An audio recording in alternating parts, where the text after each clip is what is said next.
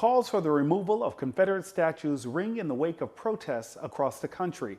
A group of demonstrators took to the streets in Midtown to advocate for change. Our Jaclyn Coleman has the story.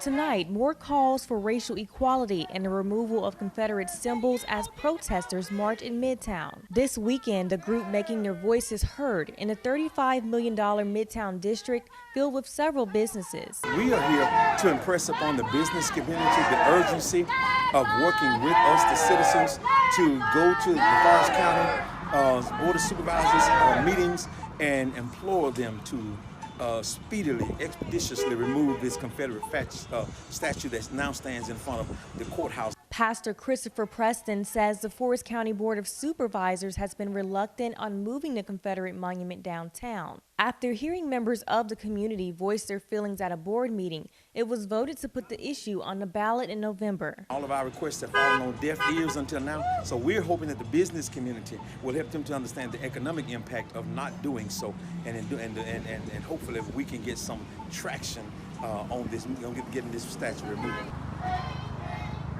According to the Southern Poverty Law Center, 776 Confederate monuments exist across the country.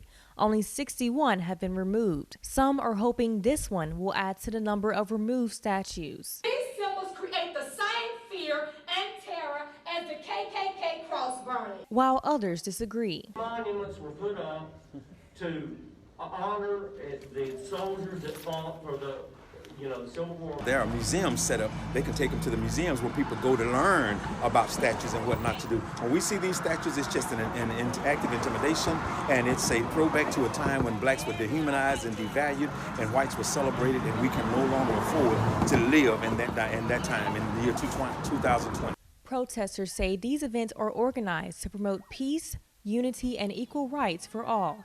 In Hattiesburg, I'm Jaclyn Coleman.